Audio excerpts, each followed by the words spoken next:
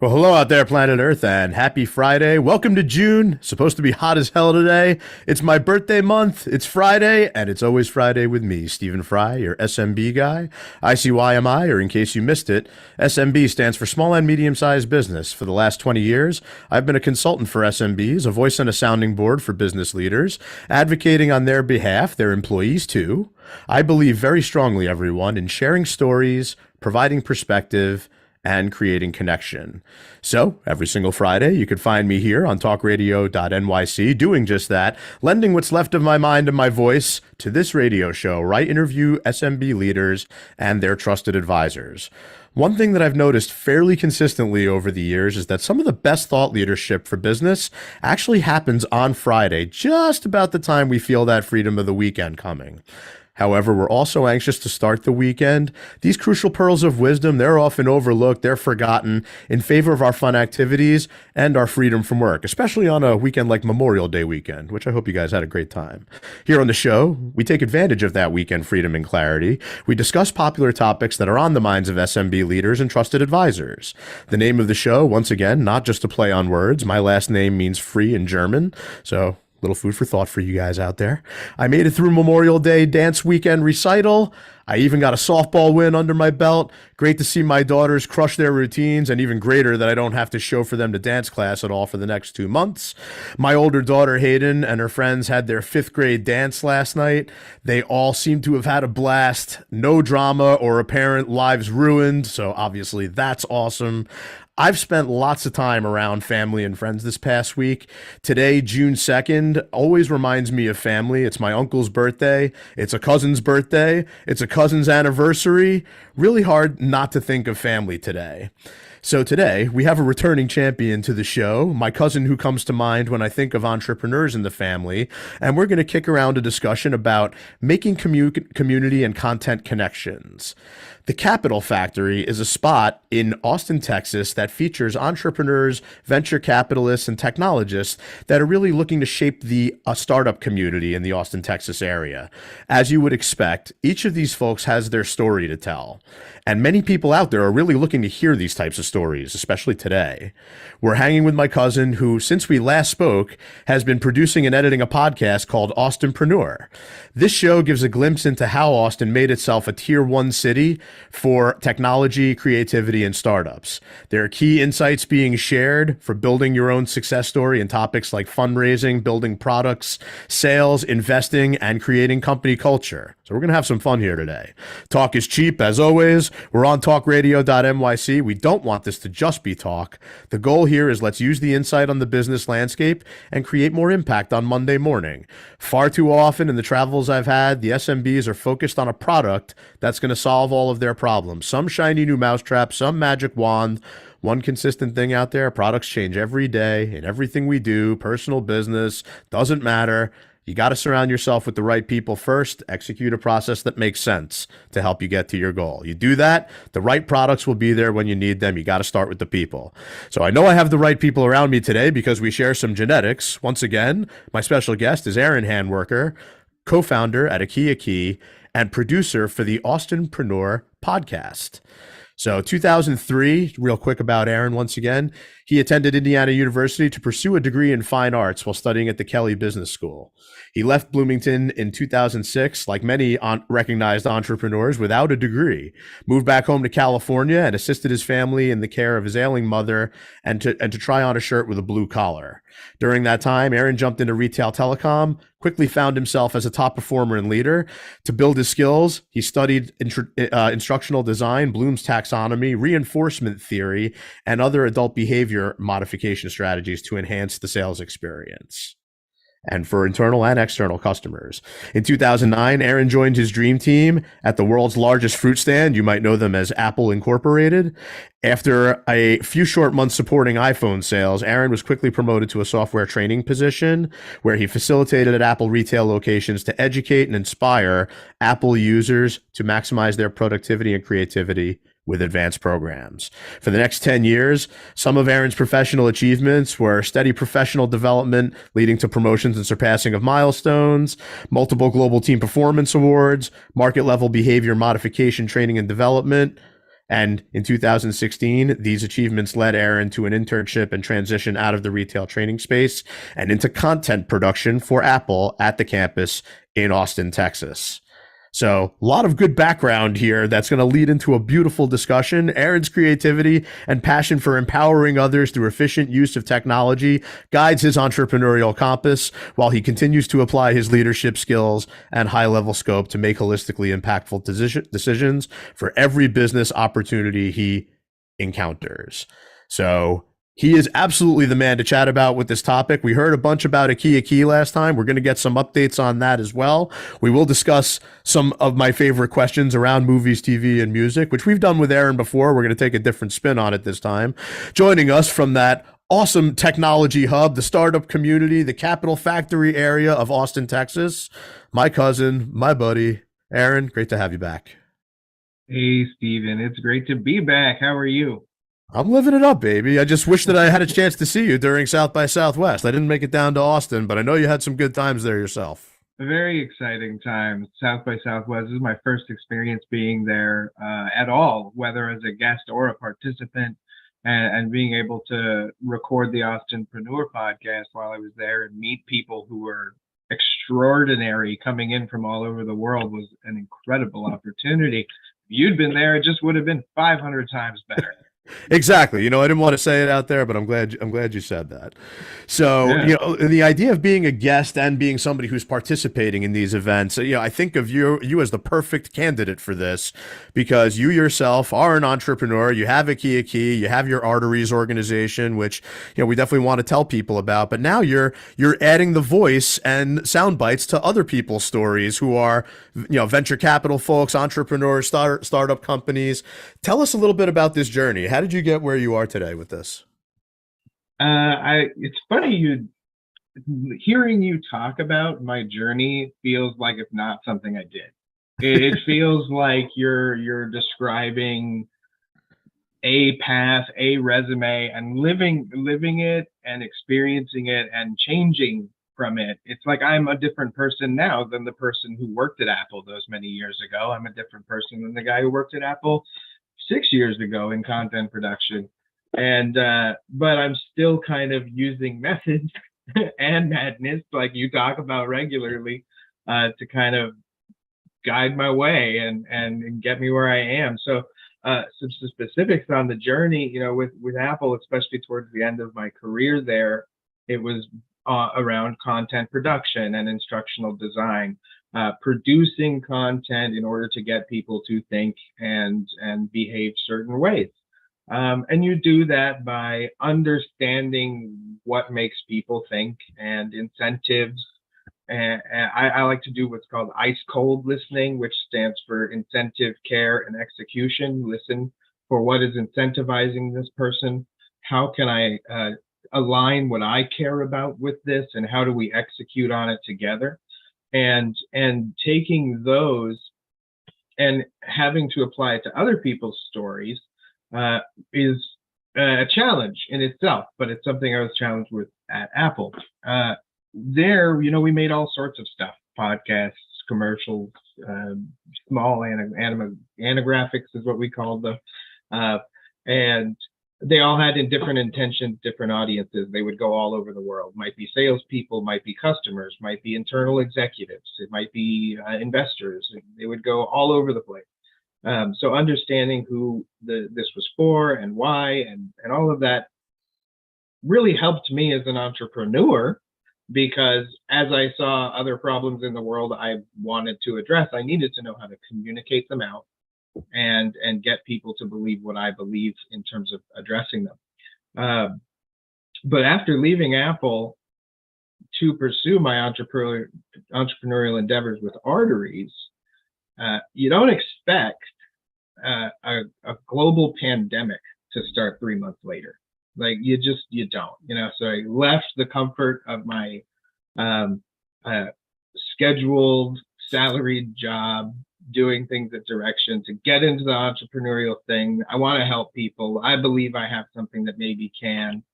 And 3 months later, the world shuts everything down.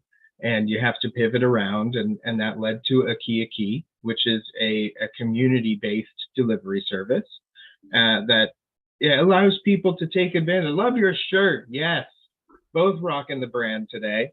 That lets people exchange community commerce. They connect with each other. I'm going grocery shopping. I'll help you out, but we're going to make it fair. There's a fee, and bringing that to fruition took a lot of time, and I had to pay my mortgage. It's one of the things of being an entrepreneur is you're still a human, and you have to do those things. So I took my podcasting abilities, my skills, and my talents from that, and started my own podcast around the UFC, MMA, and that did well, and we're still on to this day, the Pretty Neat Podcast. We talk about UFC and other pretty neat stuff, and through that, we've connected with fighters and athletes and people that we love to engage with and internetwork with. And internetwork, just network, although it is on the internet, so I guess that counts. Let's make that word. And that combined with my entrepreneurial endeavors took me to the Capital Factory, this co-working space, incubator, accelerator place. And that took me into their podcast, which I liked, but it hadn't been on. The pandemic took it out, but they were ready to bring it back. And that's how it kicked off. And that has connected me with tons of interesting characters. When you were talking about the different audiences for content production, I thought we were at the beginning of the show Weeds, and there's doctors and lawyers and business executives, but it's true, man. There's a lot of different walks that are really part of this venture capital, private equity, startup type of community, and the place seems super cool to me, this Capital Factory thing, and I just love that you came in there as an entrepreneur with your own key motives. And what that morphed into is you're still working on a key. It's about to spread like wildfire, which I'm very excited about. Mm-hmm. But you're giving a voice and a story to other folks who are in and around the Capital Factory community. Yes, yeah. And I think it's very important to reinforce that there is a reason to the madness of thinking you can change the world. There's a reason. I love it. We got to take a quick break, but we'll be right back with Aaron Handwerker, co-founder at Key and producer of the Austinpreneur podcast. Stay with us.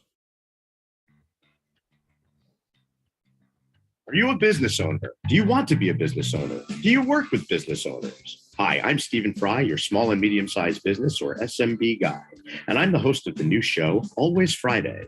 While I love to have fun on my show, we take those Friday feelings of freedom and clarity to discuss popular topics on the minds of SMBs today.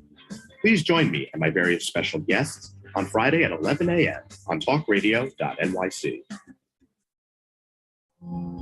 Are you a conscious co-creator? Are you on a quest to raise your vibration and your consciousness? I'm Sam Leibowitz, your conscious consultant. And on my show, The Conscious Consultant Hour, Awakening Humanity, we will touch upon all these topics and more. Listen live at our new time on Thursdays at 12 noon Eastern Time. That's The Conscious Consultant Hour, Awakening Humanity, Thursdays, 12 noon on talkradio.nyc.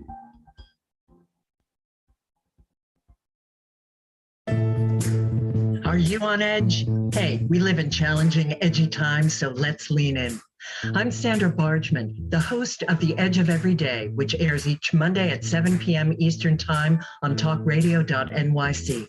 Tune in live with me and my friends and colleagues as we share stories and perspectives about pushing boundaries and exploring our rough edges. That's The Edge of Every Day on Mondays at 7 p.m. Eastern Time on talkradio.nyc.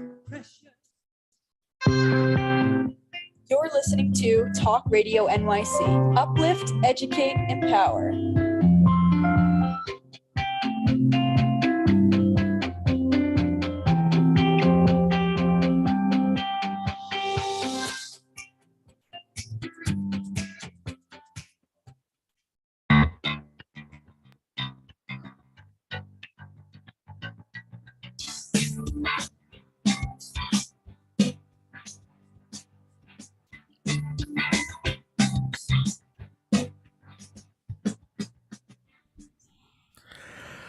Welcome back, everybody. It's Friday. It's always Friday. And it's me, Stephen Fry, your SMB guy. We are chatting with my man, my cousin, Aaron Handwerker, co-founder at Akia Key and producer of the Austinpreneur podcast. I don't know why you ditched the shades. I thought you were looking fairly cool myself, but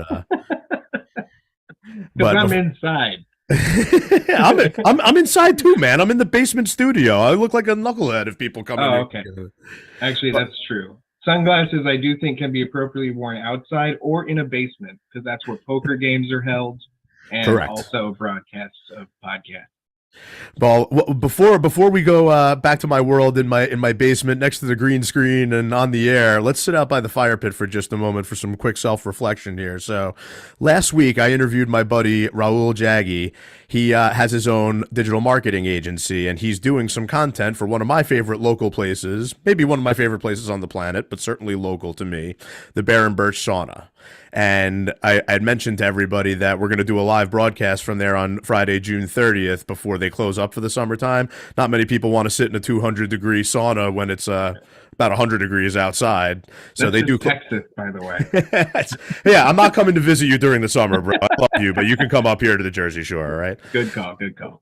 So my buddy Raul is doing all this awesome content. Like, you talk about instructional videos and all that. He's doing some awesome content for Bear and Birch. They have some great food, right? So we talked a little bit about this last week. They have some soup dumplings that are very unique, and there's kind of a unique way to eat them where you can kind of grab them, take a small bite, drink the soup out of them, and then, open up the dough a little bit, put some sour cream in there, and the whole thing's just magical, the whole experience, right? Sounds delicious. So my buddy Johnny Tsunami, who's been on the show a bunch of times, like, he is making an instructional video with Raul, the digital marketing guy that I interviewed last week. And I look at this post that he made is on Instagram, and I'm just like, this is the reason that you started making Akia Key and started really pushing the concept forward. In the Instagram comments, one of the folks who's following writes, "No way, is that how you're supposed to eat the dumplings? And can I have them DoorDash to my house?" Hello. Yeah. That's exactly why you made the concept. Is like people check in places, and if they want something that's available at that place, you can bring it to them. It's kind of a win-win for everybody out there. Yeah. Like my shirt, I'm wearing one of our other shirts, which has the text message bubbles on it that are really the foundation of this, which is, I'm here. Do you need anything? Right? This is my favorite text message to receive from my wife, is that she's at Starbucks and she's asking if I want something. It's her favorite message to receive if I'm at Trader Joe's. Like, so it's just one of those things where taking that to the public is made for this sort of social environment. Like that type of post would be perfect, and that person who posted it, I believe, would be happily would take somebody some food for their price. They set their own fee, of course. Yeah. So at least you and Riley really appreciate each other for it. I call Jackie all the time, like, "Hey, I'm on my way home. Do you need anything?" And she gives me an earful or a text full, like, of something else that has nothing to do with me talking about picking stuff up on the way home. But so that's why I made this app, because now when she asks me, I can charge her for it. Like we made it democratic for ourselves. This is a marriage solution, as you can tell. But that's it. You talked about family, and you talked about connecting people early and how that matters so much to you and the importance of it.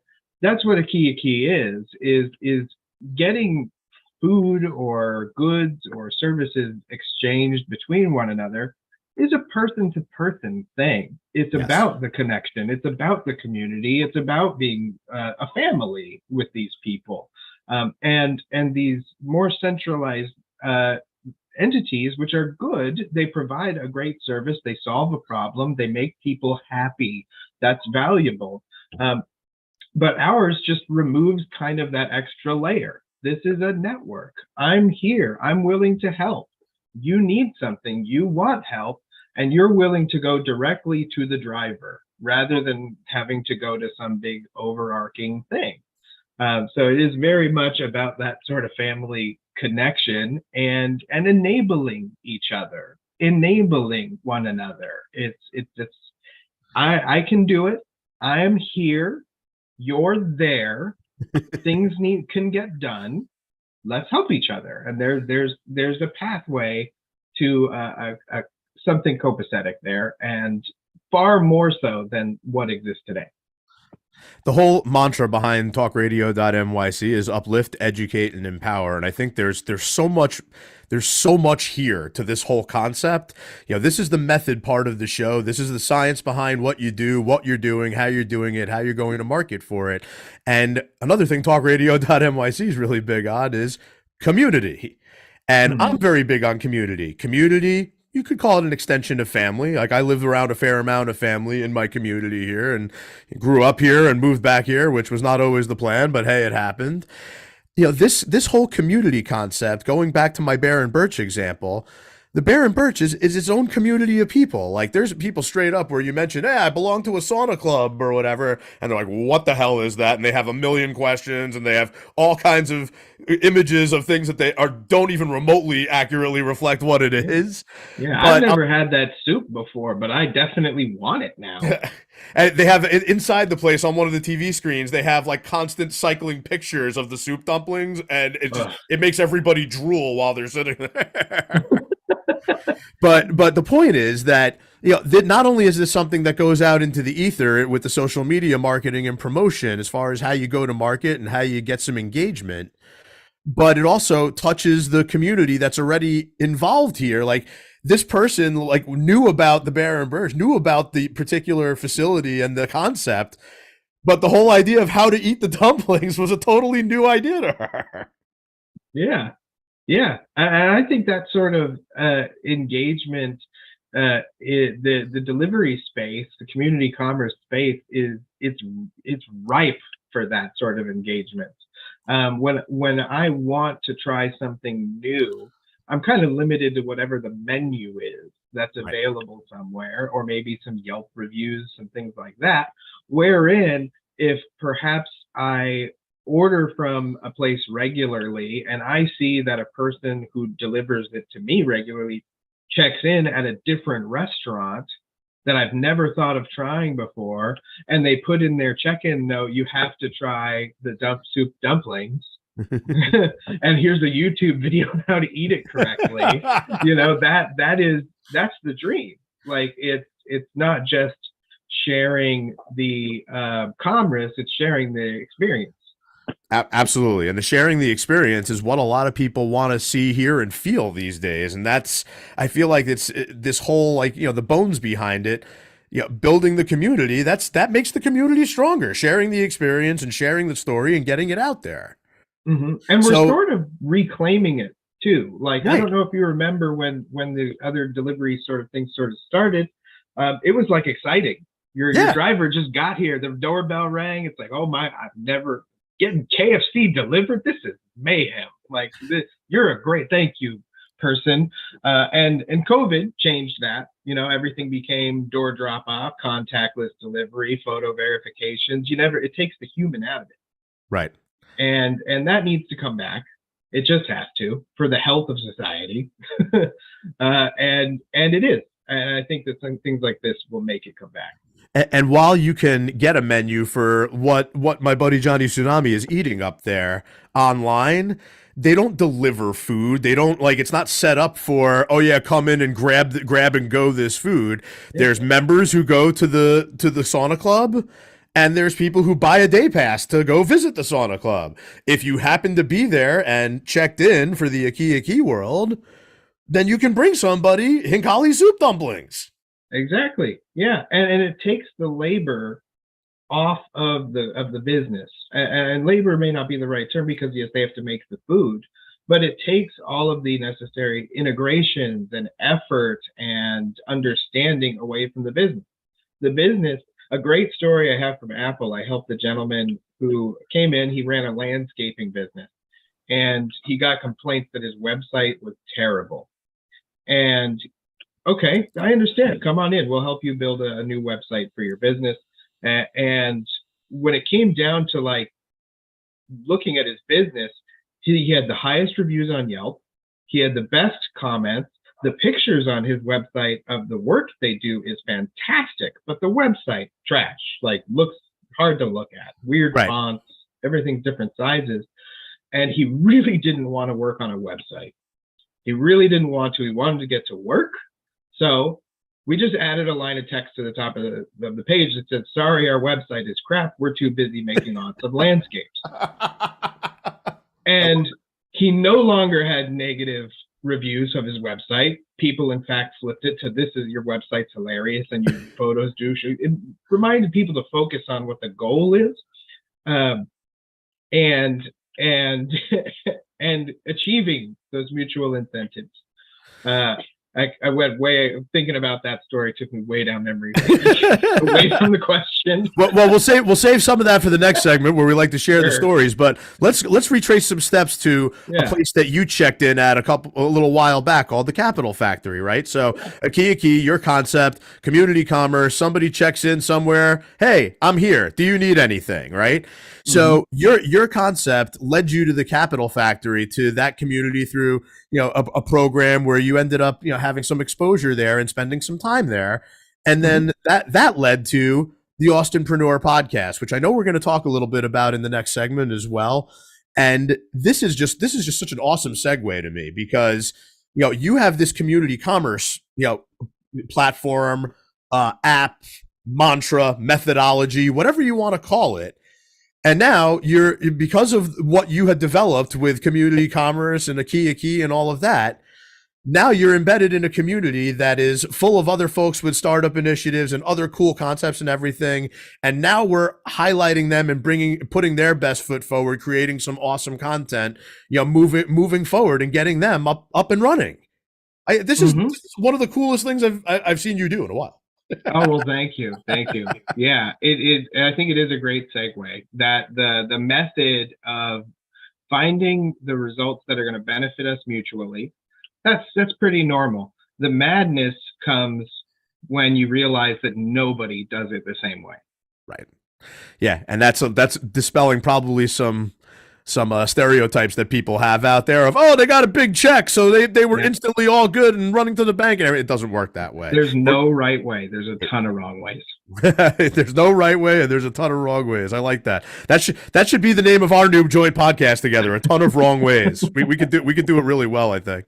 We got to take a quick break, but we'll be right back with Aaron Handwerker, co-founder at A Key, producer of the Austinpreneur podcast. Stay with us.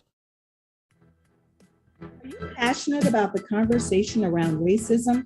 Hi, I'm Reverend Dr. TLC, host of the Dismantle Racism Show, which airs every Thursday at 11 a.m. Eastern on talkradio.nyc. Join me and my amazing guests as we discuss ways to uncover, dismantle, and eradicate racism.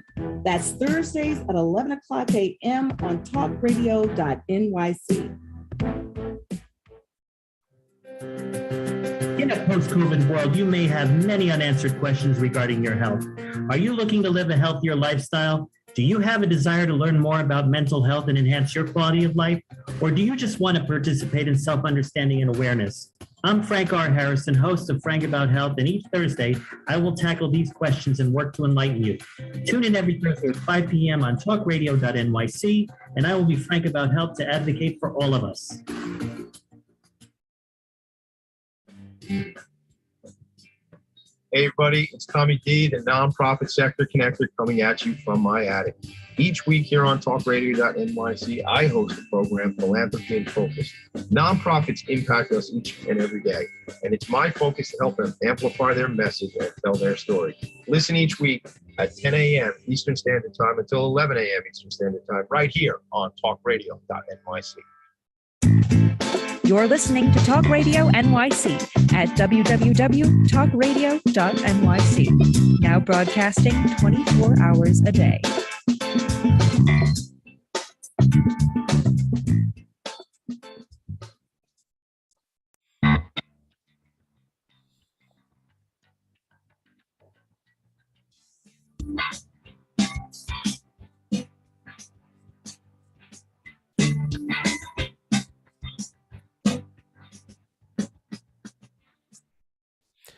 Welcome back to Always Friday with me, Stephen Fry, your SMB guy. Not just me, I have some family with me today. My cousin, Aaron Handwerker, co-founder at A Key, and producer of the Austinpreneur podcast. Austinpreneur, love it. Entrepreneurs, Austin-centric, not necessarily Austin-based, but a lot of folks that are around that community there that are involved in the startup entrepreneur type of community. This Capital Factory spot looks like a blast to hang out in, man. Is it? Yes, it is. It definitely is.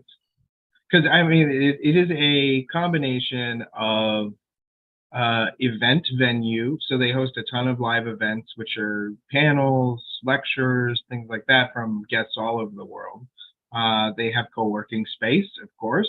So many people that are there are CEOs, entrepreneurs, founders, and they're working on their businesses. And that includes like lab space too, which is not typically normal for a lot of those types of places. And tons of mentors, hundreds of mentors to go along with the hundreds of events they do, which is great for those private consulting if you need help with, outside marketing, if you need help with fundraising, if you need help with putting together great reports on revenue or whatever, there's somebody to meet there. And that's goes back to a point you made earlier about the importance of connection.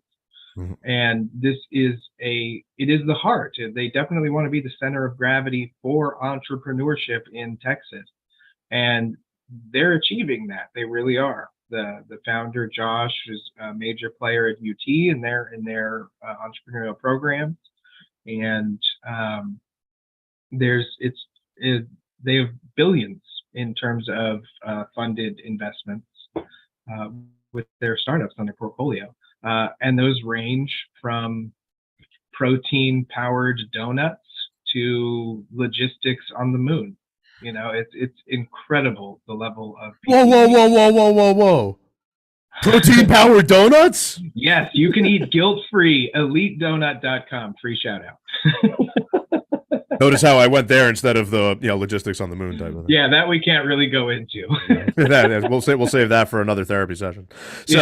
So this is the madness part of the show, Aaron. As you know, madness, the artistic observational part of what you do, the stories that you have from the field, and you're in that unique position where, we've heard some of your stories in the past about, being an entrepreneur and starting a key and starting arteries and getting those things up and running.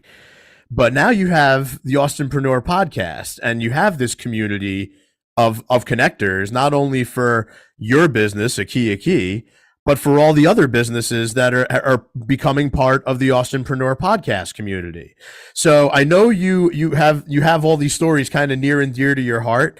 I'm going to start with this one, if it's cool with you. So the Apptronic episode, we talked a little bit about artificial intelligence and robots and stuff like that. And I always, including last week when I interviewed Raul, I made the joke about, it's cool to have all this technology enablement, but I'm not trying to have Skynet take over. I was going to have all kinds of Terminator, cyborg types of pictures, but I see this. Like, there's definitely some cool stuff being done with robots and engineering this type of thing. But what was Apptronic all about? It's robots for humans. Is there like an exchange program? Like, what are we doing here? An exchange program. You know what? There's some parents with some kids out there that I'm sure would love to trade it off their child for a lovely little robot. Like the pet dogs you don't have to clean up. Just get a robot one, charge it up, you're good. Well, AI and robotics, I have no visibility on any connection there, and I do feel like any sort of AI connection with robotics is heavily scrutinized, checked out. They don't think twice about combining those two. And most of AI now, which we'll talk more about, I'm sure, when we get into content, because it's a lot more relevant in terms of the landscape of employment, is content creators are going to have trouble dealing with content creation from AI. But to go back to Apptronic and Jeff, the CEO, who is an incredible person, again, talking about incentives. Jeff, I can tell from his conversation, believes in advancing and protecting the human species and enabling the best experience possible as a human. Before getting into robotics, he was involved in voting awareness, like creating apps so people could find more information about local initiatives. But of course, humans are a terrestrial thing, and the world is not going to last forever. If humans want to survive past the planet, we have to get off of it. And there are thousands of steps to getting there. And we have to become very trusting in technology, and we have to build technology that's trustworthy. And Jeff and his team are absolutely doing that with a holistic view of the impact on human experience robots have. You know, we're not going to be comfortable with a robot cleaning our home for us, but we're getting comfortable with Roombas. You know, Roombas it's a step. You know, it's just one Yes. step. We just take things off the plate until it's like, okay, now I understand the benefit of literally having an extra human in my home that is not a human, but can do all of those tasks, right? Alleviate the mundane work we have to do, the labor, to replace it with something that we can really elevate our own human experience with. And that's what they're doing. They're just building these incredible machines that are alleviating the hardship of human existence so that we can elevate up to something bigger. It's like you said, as long as it's enriching the human experience and not here to take us out by force with big machines and laser guns, that's, you know, probably a good thing. Definitely. But eventually there are some folks who go astray and go wrong and have issues that go on their permanent record, which leads us to another episode of the Austinpreneur podcast that you did, which is Justice Through Technology, where you interviewed Yusuf Kazim, the founder of Easy Expunctions. Tell us a little bit about this. Yusuf is my hero, of course, besides you, of course. Yeah, right. But Yusuf started Easy Expunction because, as he talks about on the podcast, he had something on his record that could come off. It wasn't something impactful. You know, something on somebody's record is a capturing of a moment in their life. It's not their life story. It's not who they are. It is a bad moment. And sometimes it's totally not even their fault. They're in the space where something happened and it still ends up on your record. And those things can be complex and expensive to expunge from your record. Even when it's totally justifiable that it be expunged, you still need all the right paperwork and everything has to go in front of a judge, and you have to pay a lawyer, which can be expensive. But Yusuf saw an opportunity to really use technology to automate most of these processes and filter out the paperwork that's necessary and properly investigate people's backgrounds, to get things expunged off of records that don't need to be on records. And by doing that, they're available in Texas and a few other states. You can go to their website and check it out. Free plug. Empowering tons of people. Yeah, there's over 100 million Americans have something on their record, and that's not sustainable to just label a third of the population as, you know, felons or whatever, especially if it impacts their job opportunities. You know, and that's part of where it came in with Akia Key, that Yusuf and Akia Key linked up, because we are offering gig work, right? And then we do background checks to make sure that it is safe. And when we have to reject somebody, it's not, ooh, we kept ourselves safe, we covered our asses, hooray. It is well, crap, this person is willing to do acts of kindness in exchange for reciprocity. I don't want to hold this person back. So through Yusuf and the podcast, through connecting there, we talked, and now if somebody was to apply and get denied, they actually get directed to Easy Expunction through Yusuf and have a discount. So their even cheaper method of getting things expunged is even cheaper if you happen to go through Akia Key and find that something's preventing you from doing what you're offering. But yeah, Yusuf is just that madness. He believes so wholeheartedly that the system was too complicated and too expensive and pricing people out. And he was crazy enough to figure out how to do it, make the right partners. Especially when you're talking about cleaning up a criminal record, something that you need a lot of guidance with, whether it's from an attorney or from some other type of professional to really make sure that you have everything cleaned up the way you need. There's a lot of guidance there. And to bring that idea full circle, you had another episode that talked a little bit about guidance as well, where you guys had interviewed Uri Levine, one of the founders of Waze, right? And the title of the episode I fell in love with. And funny enough, because it says fall in love with the problem, not the solution. And this hits home with me a great deal because as I kick off every show, it's like it's all about the people first, follow a good process, and that'll lead you to the right end product. Not the other way around, which is a lot of times how people look at it. I love the idea of falling in love with the problem, not the solution. Give us some sound bites from here. Yeah, Yuri is probably my idol when it comes to compass, and when it comes to doing business or creating business. And that is, when they were presenting Waze to investors, and they said, we have a new set of software that's going to help reduce or create more favorable outcomes for commuters in traffic in the morning. Nobody would listen to them. But when he said, hey, I want to take 10 minutes off of your commute, then you got in the door. Like that, like understanding the problem. The problem is people don't want to sit in traffic. So really falling in love with fixing that is what guided Waze. He also left me with a quote that building a startup is like riding a roller coaster in the dark, which is so true. There is no path, like we said, there's no right way. And the most important thing is to listen to the people around you. What are their problems? How can we solve them? And if you're on and if it feels like a roller coaster, listening is how you're going to get your guidance. That's how you're going to find your way. And his approach is listening and falling in love with that.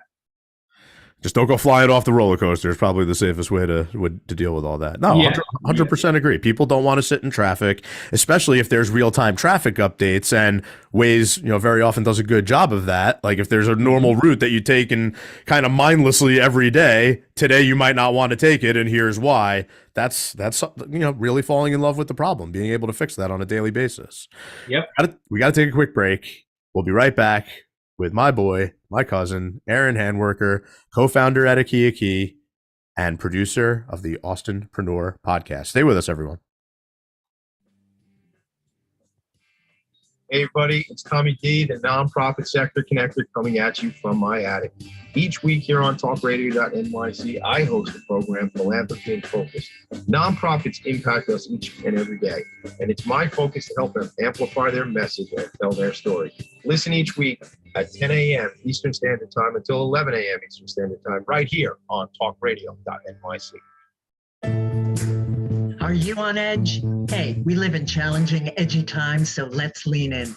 I'm Sandra Bargeman, the host of The Edge of Every Day, which airs each Monday at 7 p.m. Eastern Time on talkradio.nyc. Tune in live with me and my friends and colleagues as we share stories and perspectives about pushing boundaries and exploring our rough edges. That's The Edge of Every Day on Mondays at 7 p.m. Eastern Time on talkradio.nyc. Are you a conscious co-creator? Are you on a quest to raise your vibration and your consciousness? I'm Sam Leibowitz, your conscious consultant. And on my show, The Conscious Consultant Hour, Awakening Humanity, we will touch upon all these topics and more. Listen live at our new time on Thursdays at 12 noon Eastern Time. That's The Conscious Consultant Hour, Awakening Humanity, Thursdays, 12 noon on talkradio.nyc. You're listening to Talk Radio NYC at www.talkradio.nyc. Now broadcasting 24 hours a day.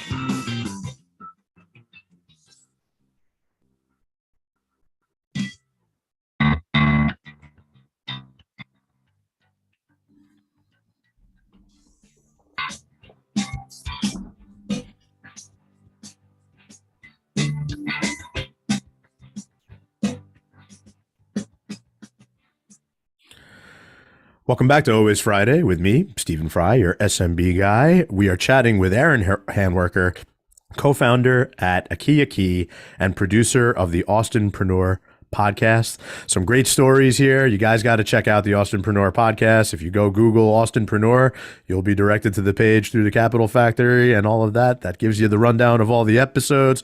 Some great stuff here, and some great stuff to go into the future too. I know that you had interviewed. I forgot his name. You're gonna have to tell everybody, but Firehawk Aerospace. Yeah, Will Edwards. Will Edwards, thank you. Printing of 3D rockets and all of that, which, funny, I mentioned my buddy Johnny Tsunami and Baron Birch and all that. Those guys love that stuff. They love the 3D printed rockets. They're all about it. But, this is very kind of moving into the future stuff. And you're talking to people who are on the cutting edge of it. Give us a little bit about this real quick before we give everyone sound bites for the weekend. Sure. Yeah. Well, I think Firehawk is unique because they really understand the really broad strategic and logistic needs of aerospace and extraterrestrial travel. And when it comes to finding where they can help, they're a team of very talented people who can develop engines or rockets or fuel or whatnot. And you have to look at kind of the whole spectrum. Who's making rockets in the US? Who's making rocket engines in the US? Who's making the parts for the rockets? So they really found that the fuel and 3D printing rocket fuel and also engines is where their niche was. There's not a lot of American competition when it comes to developing that kind of tech. They're also very, very avid in their promotion that there needs to be more competition in this industry. That the United States needs to advocate for more STEM, both in education and in investment, to create competition here. Many industrialized nations now can get to the moon. We can terraform, we can build, and we can create functionally logistics operations. And we need to compete with that on a global scale. And people like Will Edwards are so open and inviting to partnerships all throughout the country and all of Texas. They're spread in all sorts of areas of Texas. That they're really helping us do that. They're helping us do that in the most effective way and the most cooperative way. They aren't going to go to the moon by themselves, but they're the right team of people to get to the moon. I couldn't have thought of some better sound bites myself to bring our show today to its conclusion.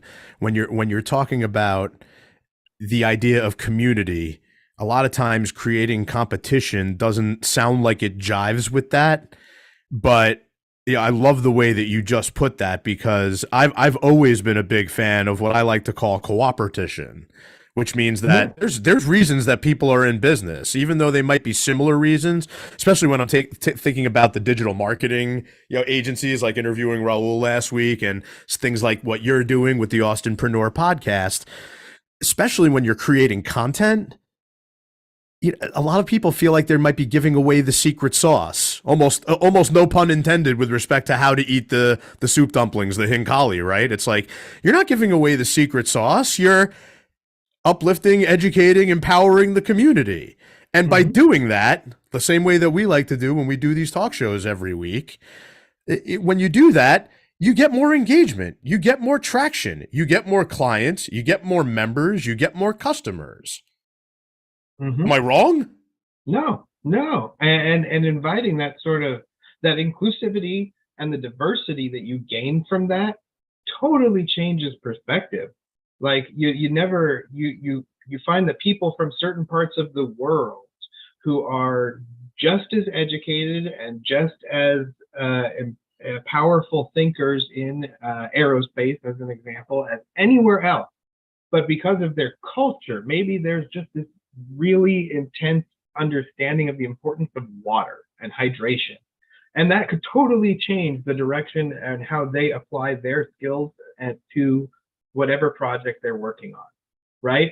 And that person wouldn't have heard about the project on the moon without listening to the content being created by the people who are going. And maybe he's got that solution to solving a water problem on another planet, and never would have known they existed without broadcasting what you're doing. And because people are listening, we want to know. And I think it's really important for organizations like this to share what they're doing in content as much as possible, because right now we also face a situation where most content coming out is commentary on what other people are doing. And that is third-party perspective that does not have all the context and subtext of the situation, and can sometimes create misinformation on accident.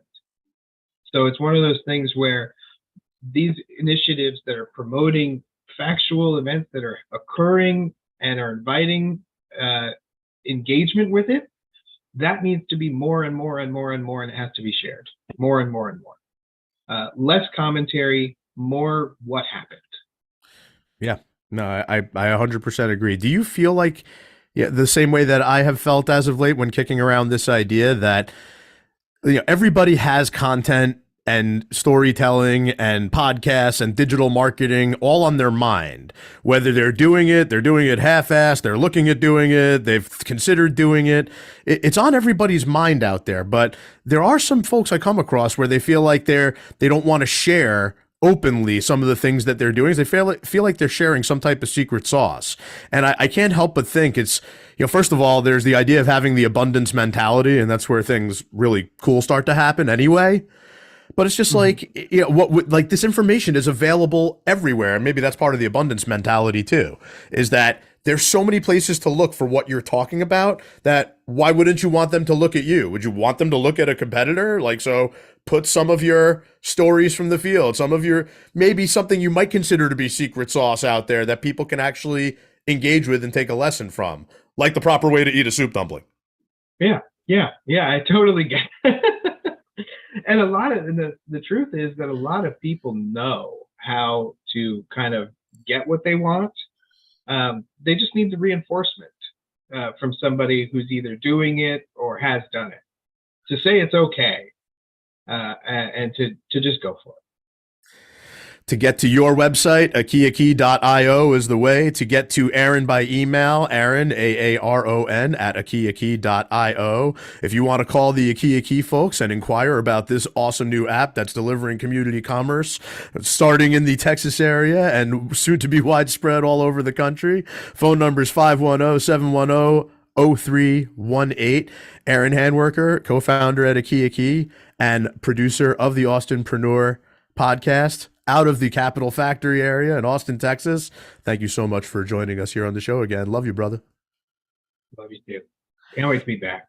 And it's going to happen. Before I let you go, I've asked you the questions in the past that I love to ask everybody. Who's your favorite movie or TV show character? What's your favorite movie or TV show? What's your favorite musical instrument? And who's the artist you'd like to hear play it?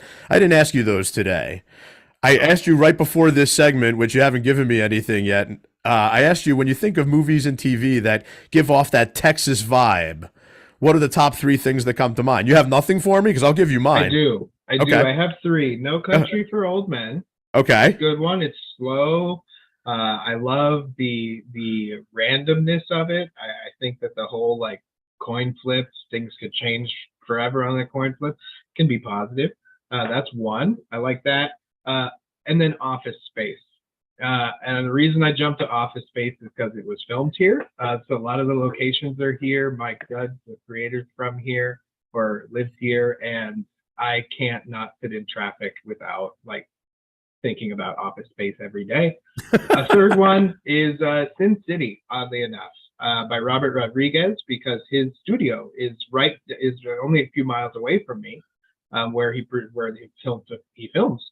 And the Sin City is a great example of bringing art to a different medium to share in another way.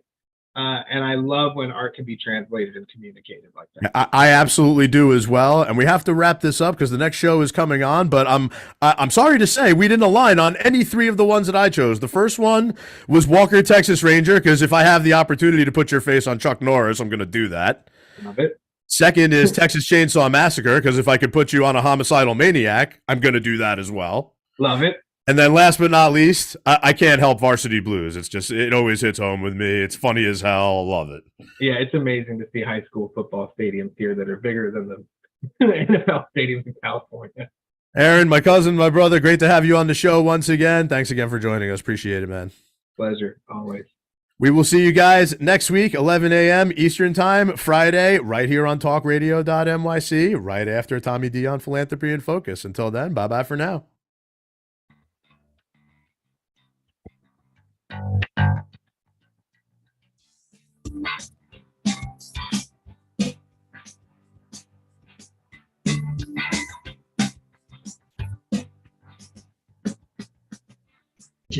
That's the edge of